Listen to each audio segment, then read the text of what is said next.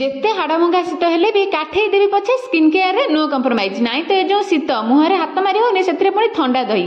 କାଳେ ମୁଁ ବେଶୀ ସୁନ୍ଦର ଦେଖାଯିବି, ମୋଠୁ ଦେଖି ସ୍ୱାମୀ ସ୍ତ୍ରୀ ବି ମୁହଁରେ ବୋଳିଦେଲେ। ମୁଁ ତ ସୁନ୍ଦର ଲାଗୁଥିଲି, ବାକି ଏ ଦି ଜଣ କିନ୍ତୁ ହଲିଉଡ ଫିଲ୍ମର ହିରୋ ହିରୋଇନ ଭଳି ଦେଖାଉଥିଲେ। ତାପରେ ଲେଫ୍ଟଓଭର ଫ୍ରାଇଡ ରାଇସ୍ ନେଇ ଉପରେ ଚଢ଼େଇଙ୍କ ପାଇଁ ଥୋଇଦେଲି। ବିଶ୍ୱାସ କରିବେନି ଆଜ୍ଞା, ସକାଳୁ ମୋର ଏଇ କାମରେ 2 ଘଣ୍ଟା ପଳାଏ। ଆଉ ମୁଁ ଜୀବନରେ କଣ କରିବି କେଜାଣି। ଇଚ୍ଛା ନଥିଲେ ବି ନିଶ୍ୱାସ ବନ୍ଦ କରି ବିଟ୍ ଗାଜର ଅଁଳା ଜୁସ୍ ପିଇଦେଲି। ପିଉ ପିଉ ସାଙ୍ଗେ ସାଙ୍ଗେ ଗୋଟେ ଆପଲ। ଏମିତି ଚାଲିଛି ଆଉ। ତା ଭିତରେ ମୋର ଗୋଟେ ଫ୍ଲିପକାର୍ଟରୁ ସୁନ୍ଦର ମଶାରୀଟା ରିସିଭ୍ ହେଲା। ଆଫୋର୍ଡେବଲ ପ୍ରାଇସ୍, ତା ସହ କ୍ୱାଲିଟି ବି ମସ୍ତ। ବେଷ୍ଟ ପାର୍ଟ ହେଲା ଏମିତିକା ମଶାରୀ ପାଇଁ କଣ୍ଟା ବାଡେଇବା ନାଡା ଟାଙ୍ଗିବା ଟେନସନଟା ନାହିଁ। ଉପରେ ଲିଙ୍କ ଅଛି ବା। ଏ ଶୀତ ଦିନକୁ ମଶାରୀ ଭିତରେ ଜାକି ଜୁକି ହେଇ ଶୋଇବାର ମଜା ପୁରା ସ୍ୱର୍ଗ ପ୍ରାପ୍ତି। ଲଞ୍ଚରେ ଦିଦି ଟେଷ୍ଟି ଅରୁଆ ମିଠା ଡାଲି ସହ ଦହି ବାଇଗଣ ବନେଇଥିଲା।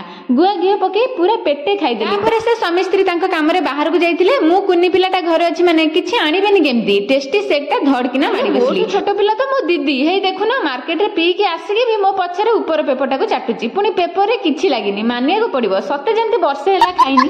ଛୁଆ ଜନ୍ମ କରିବା ବୟସରେ ନିଜେ ଛୁଆ ହେଇଯାଉଛି। ହଉ ଛାଡ। ତାପରେ ଛାତ ଉପରେ ଦିଦିର ଟିକେ ଯାଇ ସୁଟ୍ କରିଦେଲି। ଏପଟେ ମୋ ଆଖିରେ ଆଖି ନିଦ। ସୁଟ୍ ସାରି ସିଧା ଆସି ଫ୍ଲାଟ୍ ଯେ ଉଠିଲି 7ଟାରେ, ମାନେ ସନ୍ଧ୍ୟା 7ଟା ବା। ହି ହି ହି।